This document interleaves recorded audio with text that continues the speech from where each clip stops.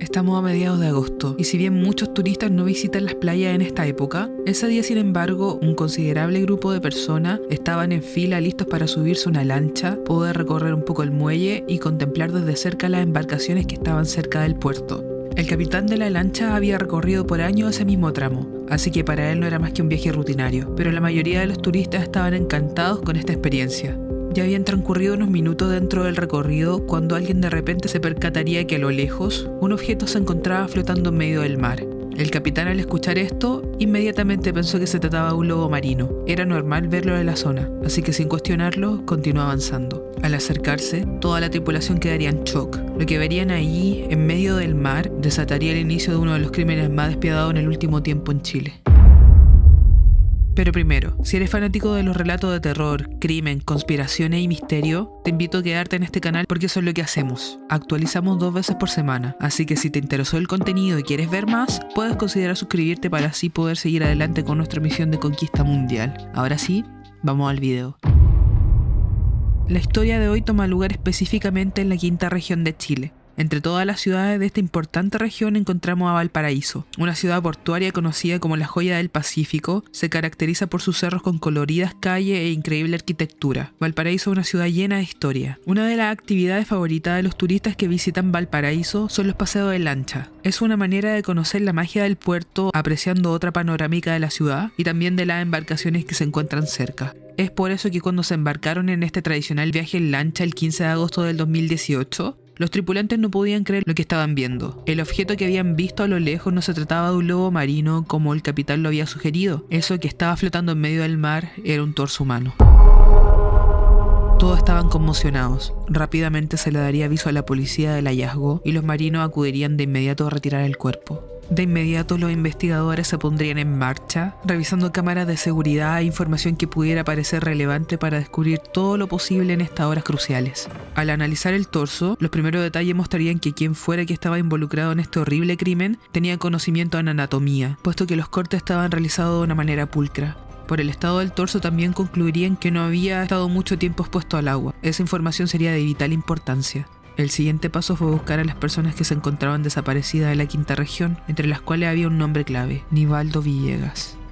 El reporte decía que el día 10 de agosto, Nivaldo iría a la casa de su hermano Edson a eso de las 7 p.m. a dejar a su hija menor, mientras él asistiría a un compromiso, pero le aseguraría a su hermano y que estaría de vuelta dentro de unas horas. Es por eso que cuando Nivaldo no apareció, toda la familia se alarmó. Nivaldo no faltaba a su palabra y era un padre muy preocupado. Así que su hermano iría a buscarlo a su hogar pensando que quizás se había quedado dormido, pero no encontraría a nadie allí.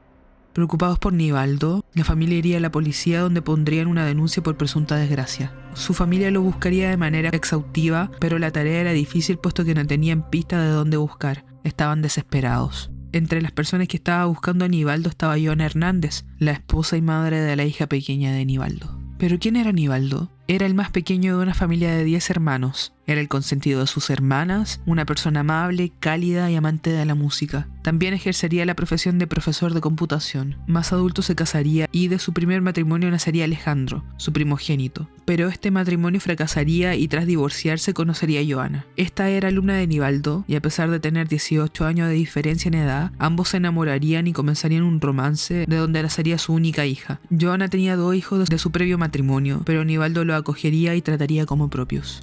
A pesar de casarse y consolidar su relación, la familia de Nivaldo siempre sentiría una lejanía a Joana producto de la gran diferencia de edad entre ambos. Nivaldo siempre quiso lo mejor para el futuro de su familia. Es por eso que se embarcó en un proyecto de construir una gran casa donde los hijos de ambos podrían crecer juntos. Así que junto a su hermano Edson, entre ambos construirían una casa de 2 pisos que sería el hogar de esta familia desde el año 2014 en adelante, hasta que las cosas poco a poco se empezarían a derrumbar. Nivaldo no era solo un buen padre, sino que también un excelente esposo para Joana. Sería él quien la apoyaría en su estudio de técnico en enfermería, financiándolos para que Joana pudiera terminar su carrera. Fue realizando su práctica profesional que Joana conocería a Francisco Silva, un técnico en enfermería que se encontraba realizando un reemplazo y que sería el encargado de trabajar con Joana durante su práctica. Entre ambos surgiría una gran amistad, pero las cosas tomarían otro rumbo en esta relación y en septiembre del año 2017, según relata Joana, Francisco le propuso empezar una relación amorosa, petición que Joana aceptaría. Producto de este nuevo romance, los problemas entre Nivaldo y Johanna se harían presentes más que nunca, y este matrimonio que alguna vez fue feliz decidiría separarse. La relación de Johanna con Francisco se fortalecería cada vez más. Francisco consideraba a Johanna el amor de su vida, así que antes de llegar a cumplir un año juntos, la pareja pondría en marcha un plan que en sus mentes consolidaría esta relación. De vuelta al 2018, el 17 de agosto y 7 días después de la desaparición de Nivaldo, la policía empezaría a indagar más buscando cualquier información acerca de su desaparición. Una pista los llevaría a una sucursal del Banco Estado, donde Nivaldo realizaría un giro de dinero en uno de los cajeros a las 3 de la madrugada, el mismo día que su familia lo reportó como desaparecido. Al revisar las cámaras de seguridad y analizar las descripciones de su familia, rápidamente la policía se da cuenta de que el hombre que utilizó la tarjeta de Nivaldo no era él, sino que se trataba de otra persona. Ni la vestimenta o la forma de caminar serían propias del profesor. Lo único común sería una chaqueta que el desconocido llevaba puesta y que pertenecía a Nivaldo. La policía llegaría a la conclusión de que esta acción sería un intento de establecer una coartada falsa. La policía pediría acceder a todas las cámaras de seguridad del perímetro y empezarían con la entrevista al círculo cercano del profesor. El hijo mayor de Nivaldo sería sometido a un examen de ADN para poder identificar si el torso encontrado tenía relación al profesor. En medio de toda esta investigación para saber qué pasó con Nivaldo, las sospechas inesperadamente se enfocarían en una persona, Johanna Hernández.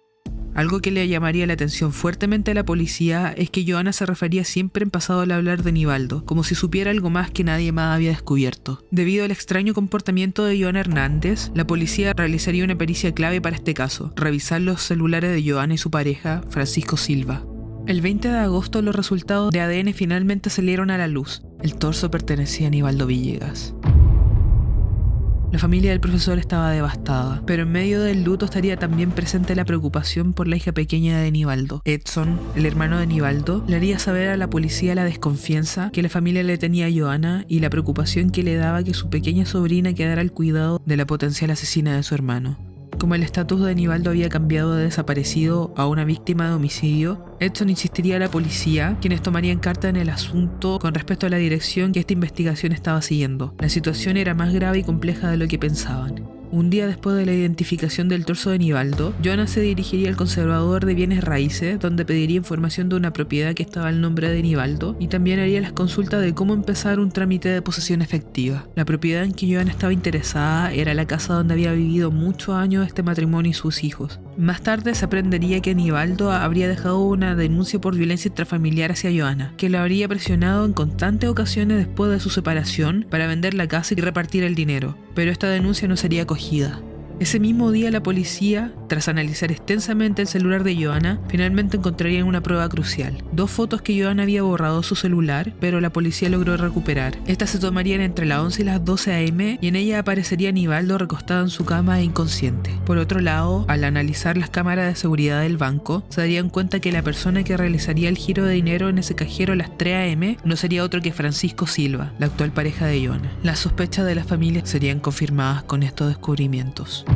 Pero esas no serían las únicas pruebas. La policía encontraría más grabaciones de Francisco, esta vez acompañado de Johanna. Luego de analizar sus celulares, los investigadores serían capaces de trazar un mapa que sería el recorrido que la pareja haría esa noche hasta llegar a un lugar en particular, Playa Las Docas. Ese mismo día, y producto de la abrumadora cantidad de información que había en su contra, Johanna y Francisco serían detenidos. La evidencia en su contra destruirían todas las coartadas que habían inventado con anterioridad en sus relatos y se verían obligados a confesar. Pero sus testimonios no coincidirían y ambos culparían al otro de ser las mentes maestras del homicidio. Johanna indicaría que Francisco fue el que planeó darle muerte a Nivaldo y no se cansaría hasta hacerlo, mientras que la defensa de Francisco argumentaría que Johanna se encargaría de manipular a Francisco para conseguir su objetivo de deshacerse de su esposo. El plan que la pareja había acordado sería que Johanna organizaría una celebración de su cumpleaños con Nivaldo, de índole romántica y en la casa del profesor. Dentro de una bebida alcohólica que le prepararía el profesor, habría clonazepam que Francisco previamente había conseguido y le había regalado a Johanna. Él por su parte estaría esperando la señal de Johanna y una vez que el clonazepam hiciera efecto, le cortaría las muñecas a Nivaldo para simular un suicidio. La primera parte se concretó tal cual lo habían planeado. Sin embargo, cuando Francisco finalmente llegó a la casa, él sería el encargado de darle muerte a Nivaldo de otra manera, utilizando un cuchillo e hiriéndolo en el torso. Posteriormente, procederían a cortarle sus extremidades inferiores en el lugar para facilitar su traslado y así poder deshacerse de él con mayor facilidad. Después de eso se dirigirían a Playa Las Docas, donde harían una fogata para así quemar partes del cuerpo. Serían testigos que los reconocerían por la televisión los que entregarían la información del extraño encuentro que tuvieron con la pareja en esa playa, mientras estos hacían una fogata, y afirmarían que ambos mantenían una actitud cercana y cariñosa entre ellos. En la madrugada finalmente abandonarían la playa y la policía efectivamente encontraría restos óseos y pertenencias de Aníbaldo en medio de los restos del fuego. Más adelante, la policía aprendería que la pareja no lanzaría los restos de Aníbaldo esa misma noche al mar, sino que lo harían 2 días después. Debido a la intensa búsqueda que la familia y amigos de Aníbaldo estaban realizando, la pareja volvería a una quebrada donde habían dejado su cuerpo y terminaría lanzándolo al mar para despejar toda evidencia del caso. ¿Qué podría motivar a alguien para quitarle la vida a otro ser? Probablemente no hay una razón válida para justificar esta acción. Al investigar más a fondo a Johanna, un hecho judicial resaltaría como la posible motivación detrás del crimen. En el mes de junio del mismo año, la tuición de la hija que compartía el matrimonio le sería otorgada a Aníbaldo, y Johanna también perdería la pensión que Aníbaldo estaba obligado a darle. Estos factores, junto a la fijación que Johanna tendría por la casa que antes compartía el matrimonio, parecen ser los catalizadores de este horrendo hecho.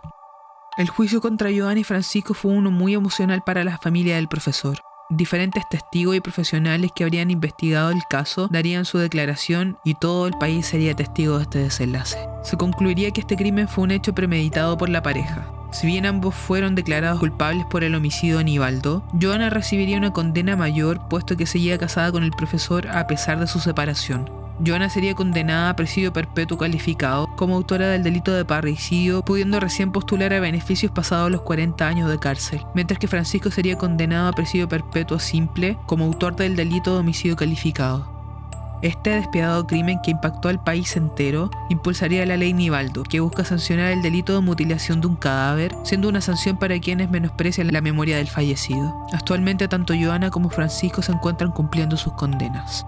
Eso sería por este video. También si quieren que cubramos algún caso en especial, lo pueden dejar en los comentarios y estaremos trabajando en ello. Gracias por su compañía y hasta la próxima.